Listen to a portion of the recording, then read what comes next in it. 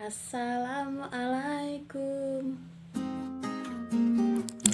Bismillahirrahmanirrahim. Sekarang kita mulai tema 7, subtema 3 tentang perkembangan teknologi komunikasi.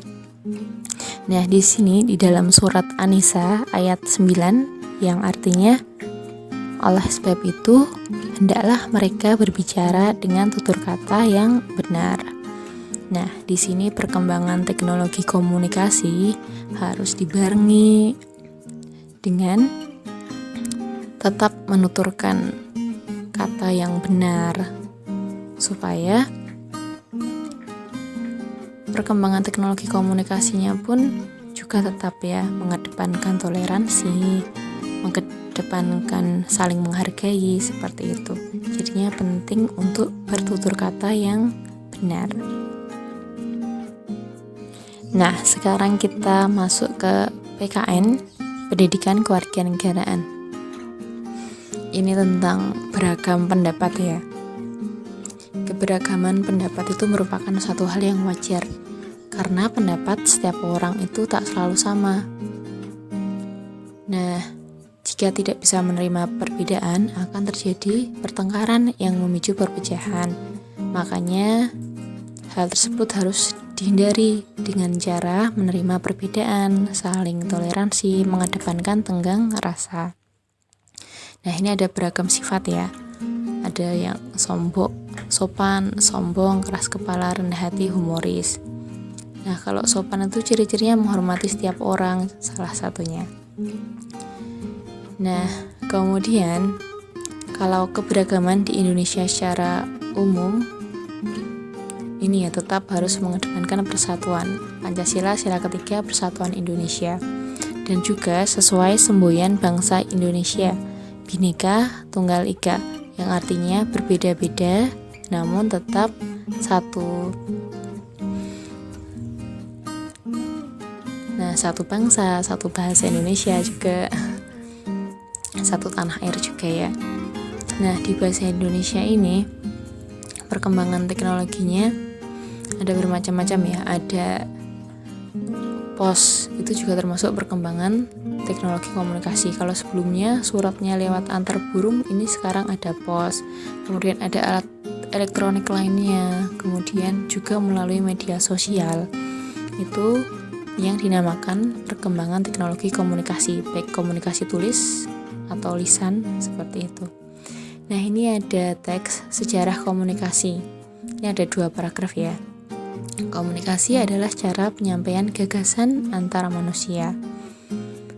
Nah, kalau sudah dibaca semuanya, nanti bisa di-pause ya videonya. Ini di paragraf 1, ide pokoknya itu tentang pengertian komunikasi. Kemudian paragraf 2, ide pokoknya tentang macam-macam komunikasi dari jarak jauh. Nah, itu tadi tentang ide pokok, biasanya diambil di kalimat utama atau kalimat pertama yang ada di bacaan. Kalimat utama kadang di depan, kadang di akhir. Kemudian tentang kata penting. Misalnya paragraf 1 diambil informasi, itu artinya kabar atau berita.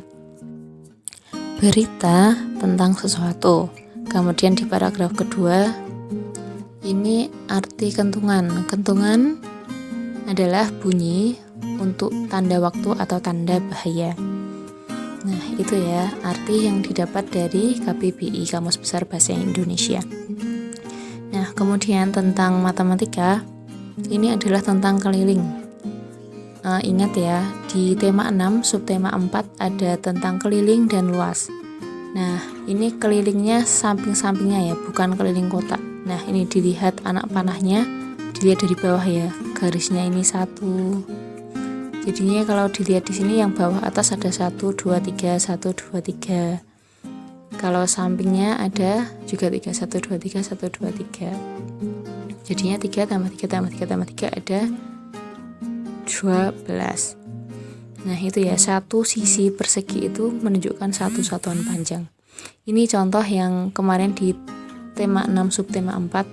Jadi dilihat ini dari batang korek apinya. Dihitung 5 tambah 5 tambah 3 tambah 3 sama dengan 16. Ini ya, jadinya untuk yang materi sekarang bukan ditanyakan titik-titik kotak, jadi tidak dihitung kotaknya, tapi dihitung titik-titik satuan panjang, dihitung panjang samping-sampingnya. Contohnya ini lagi, sampingnya ada atas 3, bawah 3, samping 3, jadi 3 tambah 3 tambah 3 tambah 3 sama dengan 12 cm, kelilingnya ada 12 cm. Nah, ini contohnya ya. Kemudian ini kalau kita lihat ya, atas 3, 3, 3, sampingnya yang atas 1, 1, tengahnya 1, 1, terus 1, 1 lagi, sampingnya bawah 1, 1, bawah sendiri ada 1, 2, 3, 3. Jadi kalau dijumlah ada 14 cm. Ini ada lagi contohnya, ini dihitung ya dari samping-sampingnya atas. 1, 2, 3, 4, 5, 6, 7, 8, 9, 10, 11, 12, 13, 14, 15, 16. Nah, ini ada 16 ya, dihitung samping-sampingnya yang teliti. Nah, ini tentang keliling. Kemudian SPDP-nya ini tentang seni rupa. Nah, ini ada surat ya yang dihias sampingnya. Juga ada titik yang menjadi garis, garis yang menjadi pola. Kemudian di sini juga ada bermacam warnanya ya. Nah, itu adalah unsur-unsur seni rupa. Nah, kemudian pola itu adalah unsur yang dapat disusun berulang-ulang. Ini misalnya bagian samping-samping itu ya, itu kan disusun secara berulang-ulang. Nah, sekarang tentang warna. Warna primer itu adalah warna dasar yang digunakan untuk membentuk warna sekunder. Misalnya ada warna kuning, biru, merah itu ya, 3. Ada 3 warna primer.